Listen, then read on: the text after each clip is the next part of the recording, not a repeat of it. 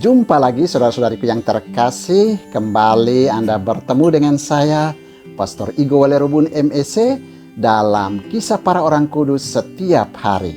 Tanggal 30 Juli, Santo Petrus Chrysologus, uskup dan pujangga gereja. Seorang yang dengan tekun dan sungguh-sungguh mengejar cita-cita akan memperoleh hasil yang melebihi harapan dan keinginannya.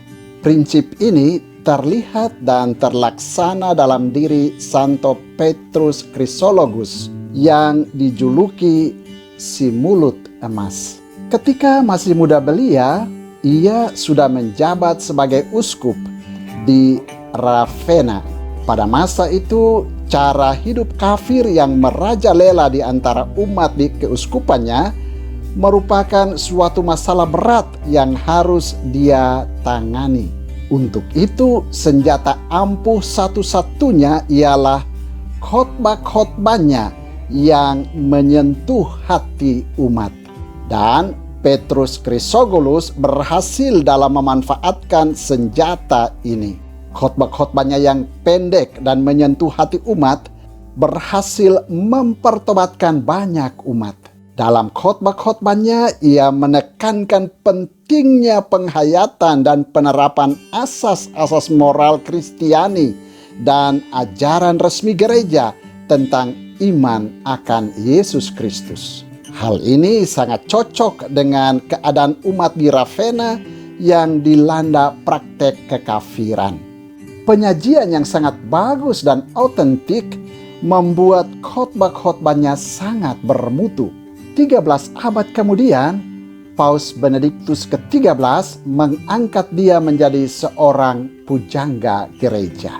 Semangatnya yang tinggi dalam melaksanakan tugas demi perkembangan iman umat membuat dia menjadi orang tersohor di kalangan bapak-bapak gereja, baik karena caranya mengajar maupun caranya memimpin umat. Ia bijaksana dan memandang keahliannya sebagai karunia Tuhan yang harus diabdikan bagi kepentingan perkembangan gereja. Dalam pada itu, Petrus Chrysologus pun terkenal sebagai seorang uskup penentang ajaran sesat yang disebarkan Eutyches. Eutyches menyebarkan ajaran sesat yang menyangkal kemanusiaan Kristus. Untuk kemajuan ajarannya, ia tidak segan-segan meminta dukungan gereja dari Petrus Chrysologus selaku uskup Ravenna. Akan tetapi, uskup Chrysologus yang terkenal ramah itu menjawabnya dengan bijaksana dan ramah. Demi perdamaian dan iman, kita sebaiknya menyebarkan ajaran iman dengan persetujuan Paus selaku pemimpin tertinggi gereja.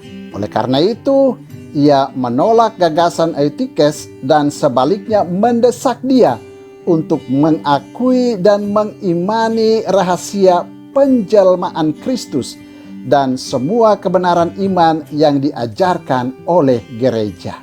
Semangat imannya yang begitu besar disertai cinta kasihnya yang meluap-luap membuat si mulut emas ini meraih hasil karya yang melebihi cita-cita dan impiannya. Beberapa lama sebelum wafatnya, ia pulang ke tanah kelahirannya, Imola, dan di sana ia wafat dengan tenang pada tahun 450. Tanggal 30 Juli juga diperingati Santo Justinus de Jacobis, pengaku iman. Justinus lahir di San Fele, Italia pada tanggal 9 Oktober 1800. Dari 14 orang bersaudara, Justinus adalah anak ketujuh dalam keluarganya. Ketika masih kecil, ia tinggal di Napoli. Kemudian pada umur 18 tahun, ia masuk kongregasi misi di tempat asalnya. Ia benar-benar menghayati panggilannya dengan konsekuen.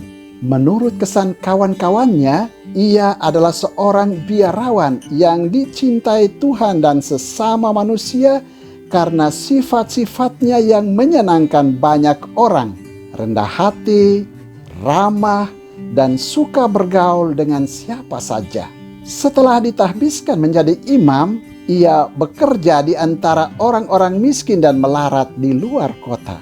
Ia membantu mendirikan pusat kongregasi baru di Napoli dan kemudian diangkat sebagai superior di Lecce. Ia dikenal luas oleh banyak orang karena tindakan-tindakannya di luar acara rutin sehari-hari. Ia memelihara dan merawat para penderita wabah kolera di Napoli tanpa mengenal lelah dan tanpa menghiraukan kesehatannya sendiri. Karena itu, semua orang sangat menghormati dan mencintai dia. Pada tahun 1839, ia diutus sebagai prefek dan vikaris apostolik ke Ethiopia, sebuah daerah misi baru di benua Afrika. Di sana selama 2 tahun ia memusatkan perhatiannya pada usaha mengenal segala sesuatu menyangkut negeri itu, rakyatnya, bahasanya, dan adat istiadatnya. Dengan sifat-sifatnya yang baik dan cara hidupnya yang menarik, ia berhasil menghilangkan kecurigaan rakyat setempat. Kata-katanya yang menawan dan lembut memberi kesan pada hati banyak orang bahwa kehadirannya di tengah mereka adalah sebagai sahabat dan pelayan bagi mereka. Meskipun ia sangat berhasil dalam tugasnya, ia sama sekali tidak terlepas dari banyak kesulitan, seperti semua orang lain yang memperjuangkan keluhuran hidup. Tidak sedikit pemuka rakyat iri hati dan membenci dia. Kesulitan besar datang tatkala William Masaya diangkat sebagai uskup Ethiopia. Selama seorang pemuka gereja optik melancarkan kampanye anti gereja Katolik. Oleh pemimpin setempat, kolese-kolese Katolik ditutup dan agama Katolik dihalang-halangi perkembangannya. Uskup William Masaya diusir pulang ke Aden. Sebelum berangkat, Uskup Masaya dengan diam-diam mengangkat Justinus de Jacobis sebagai uskup di Massawa. Sebagai uskup, Yakobis menabiskan 20 orang imam asal Ethiopia untuk melayani umat Katolik yang berjumlah 5.000 orang dan membuka kembali kolese-kolese. Pada tahun 1860, Kadarev Kasa menjadi raja. Ia segera mendesak Salama untuk kembali melancarkan pengejaran terhadap semua orang beragama Katolik. Uskup Yakobis sendiri ditangkap dan dipenjarakan selama beberapa bulan. Uskup Yakobis menghabiskan masa hidupnya di sepanjang pantai Laut Merah. Dalam perjalanannya menuju Halai, ia jatuh sakit karena keletihan dan kurang makan. Ia meninggal dunia pada tanggal 31 Juli tahun 1860 di lembah Agheidien. Tanggal 30 Juli juga diperingati Santo Abdon dan Senen, martir. Kedua orang kudus dari abad ketiga ini berasal dari Persia. Mereka adalah tawanan perang dan budak belian yang sudah menganut agama Kristen. Kemartiran mereka bermula dari usaha mereka menguburkan jenazah-jenazah kaum beriman yang dibunuh oleh orang kafir. Mereka ditangkap dan dibawa ke Roma. Di sana mereka dipaksa untuk mempersembahkan korban kepada dewa-dewi Romawi. Dengan tegas mereka menolak melakukan perbuatan berhala ini karena mereka tidak ingin mengkhianati iman mereka sendiri. Karena itu mereka dianiaya dan kepala mereka dipenggal. Jenazah mereka dimakamkan oleh diakon Quirinus di rumahnya. Kemudian pada tahun 838, tulang-tulang mereka dipindahkan oleh Paus Gregorius keempat ke dalam gereja Santo Markus di Roma. Tanggal 30 Juli juga diperingati Santa Yulita dari Kaisarea, pengaku iman. Yulita berasal dari Kapadokia. Ia memiliki ladang dan ternak, harta kekayaan lain, dan banyak budak belian. Di antara penduduk setempat, Yulita tergolong wanita kaya raya. Banyak orang mengadakan hubungan dagang dengannya. Pada suatu ketika, dia terlibat dalam suatu pertikaian bisnis dengan seorang pemuka masyarakat. Dia dihadapkan ke pengadilan, namun berhasil mengalahkan orang itu. Karena itu, dia menjadi musuh bebuyutan dari orang itu. Untuk membalas kekalahannya di depan pengadilan, orang itu melaporkan kepada penguasa setempat bahwa Yulita adalah seorang penganut agama Kristen.